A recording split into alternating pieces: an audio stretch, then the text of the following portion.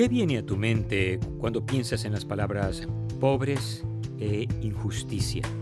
Si eres como yo, muchas imágenes inundarán tu mente, quizás sean personales, algo que te sucedió a ti o a alguien que conoces. Quizás tus pensamientos pasen a una escala más global.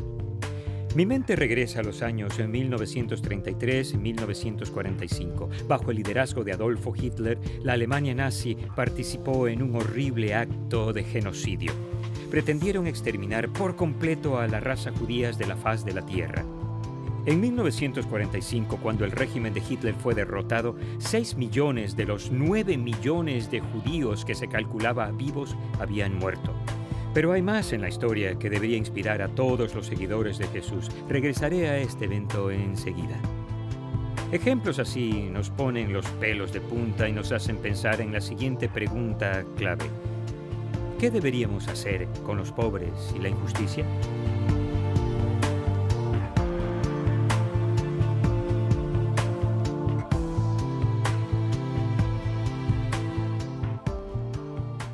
Al leer la Biblia de principio a fin, esta idea clave queda grabada con convicción.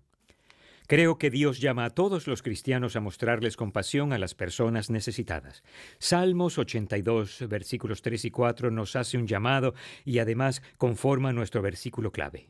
Defiendan la causa del huérfano y del desválido. Al pobre y al oprimido háganles justicia. Salven al menesteroso y al necesitado. Líbrenlos de la mano de los impíos. En este contexto, Dios les habla a los reyes y los jueces del mundo. Ellos se reúnen en la gran asamblea para oír los casos que se les presentan. Decidirán justamente o olvidarán a los débiles y oprimidos en favor de los que pueden beneficiarlos. Dios dice que está sentado en el trono del juicio y juzga a los jueces y gobernantes humanos según como lo hicieron ellos. Dios se preocupa intensamente por los pobres y un día enmendará todo agravio, todo acto de injusticia. Y un día, cuando al fin restaure su reino sobre la tierra, gobernará de tal modo que no habrá pobres entre nosotros ni ninguna injusticia nunca más. Mientras tanto, Él hace un llamado y responsabiliza a los jueces y gobernantes humanos por las áreas en las que tienen jurisdicción. Pero este llamado va más allá de los jefes de los gobiernos, se extiende a cada uno de los seguidores de Jesús. Santiago nos escribe estas sensatas palabras. La religión pura y sin mancha delante de Dios nuestro Padre es esta, atender a los huérfanos y a las viudas en sus aflicciones. Los más vulnerables e impotentes en aquel tiempo, e incluso en el nuestro, son los niños y las viudas ancianas. La palabra de Dios nos dice que la situación de los pobres y la injusticia son asuntos de los seguidores de Jesús. Él llama a todos los cristianos a mostrar compasión por los necesitados. En esta ocasión en particular, un líder religioso judío le pregunta a Jesús, ¿quién es mi prójimo? Él intentaba conseguir que Jesús limitara en público la definición de prójimo a las personas que son como nosotros, de igual denominación, la misma raza y muy educadas, en esencia personas que lo tienen todo. Con una definición más estrecha, él podría concluir que estaba cumpliendo todos los requisitos de la ley, amar a Dios y amar a su prójimo. Y si puedo eliminar a los samaritanos, los gentiles y los de baja condición y similares de la lista de prójimos, lo estoy haciendo bien. Es lo que este hombre pensó. Las palabras que salen de la boca de Jesús conforman una historia.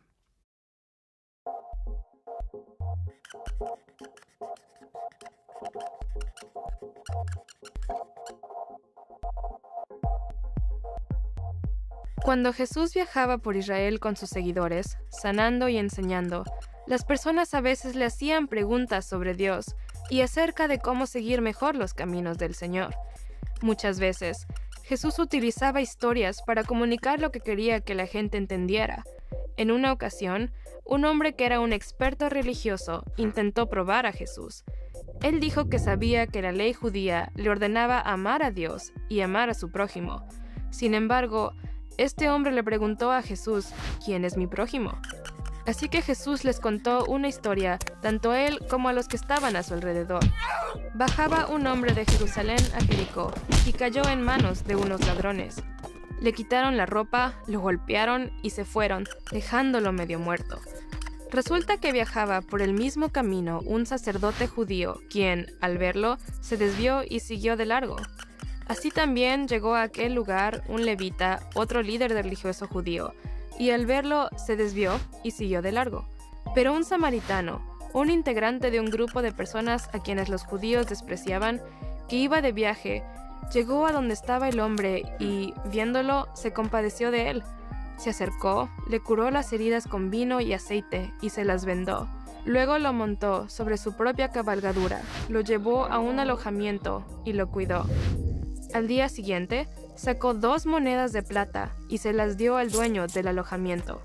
«Cuídemelo», le dijo, «y lo que gaste usted de más se lo pagaré cuando yo vuelva». ¿Cuál de estos 3 piensas que demostró ser el prójimo del que cayó en manos de los ladrones? «El que se compadeció de él», contestó el experto en la ley. «Anda entonces y haz tú lo mismo», concluyó Jesús.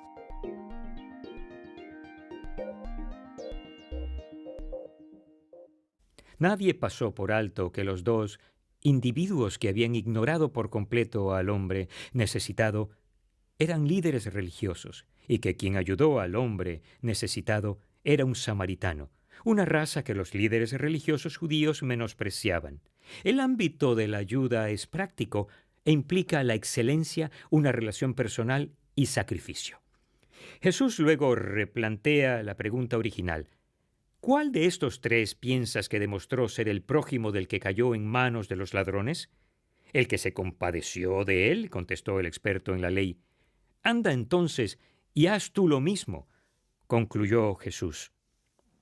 La pregunta correcta no es «¿quién es mi prójimo?», sino «¿quién demostró ser un prójimo?». Una maestra de la escuela le contaba a su clase la historia de un buen samaritano. Describió la situación con gráficos detalles para que sus alumnos captaran el dramatismo.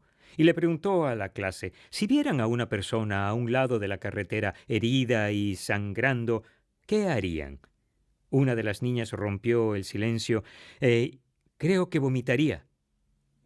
Antes de ser críticos con el sacerdote y el levita, admitamos que se necesita un corazón compasivo y un estómago fuerte para no huir ante quienes están heridos. Pero como cristianos no debemos huir, sino avanzar a ellos e involucrarnos. Imagina si cada uno hiciéramos nuestra parte para ser un buen prójimo. Un buen amigo mío es escritor y cineasta. En un festival de cine, un grupo de personas vio una vieja película de la vida de Corrie ten Boom titulada El refugio secreto. Corrie fue uno de los valientes que proporcionaron un escondite para que los judíos se ocultaran de Hitler y su ejército. Después de la película, un anciano se acercó a mi amigo y le comentó de los jóvenes en bicicleta que ayudaban en el transporte y a poner a salvo a aquellos judíos. Mi amigo le preguntó cómo sabía tanto de aquellos jóvenes. La respuesta, yo era uno de ellos. Hans Pauli se llamaba, un joven cristiano que estudiaba física en la universidad en Holanda. Se sintió afectado por las injusticias contra los judíos.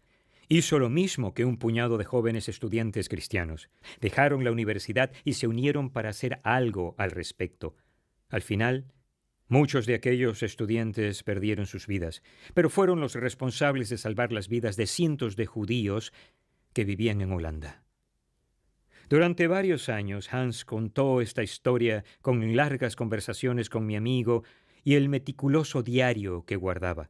La historia de esos valientes jóvenes cristianos se conserva en una película titulada El regreso al refugio secreto. Cada vez que veo esa película, mis ojos se llenan de lágrimas y entonces recuerdo las palabras del salmista.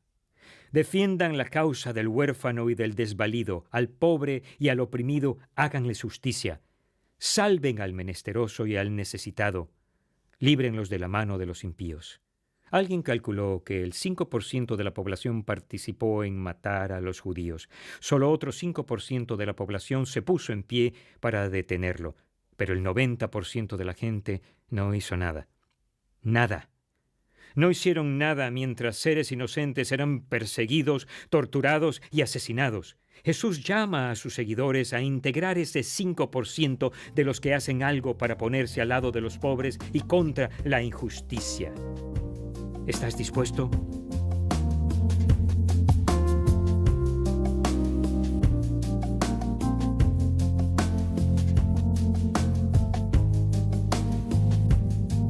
Si creyéramos que los cristianos son llamados a mostrar compasión a los necesitados, eso produciría un cambio en nuestro modo de vivir. Hablemos sobre el tema unos momentos. Número 1. Como cristiano, la terrible situación de los pobres, oprimidos, abandonados y necesitados es mi problema. Si creemos esto de corazón, actuaremos con manos y con pies. Como cristianos no desviamos la mirada de los que sufren, sino los miramos a la cara. Nos sumamos a otros seguidores de Jesús para hacer de modo tangible lo que podamos. Número 2. Haré con los demás como me gustaría que hicieran conmigo. Esta idea viene directo de la enseñanza de Jesús.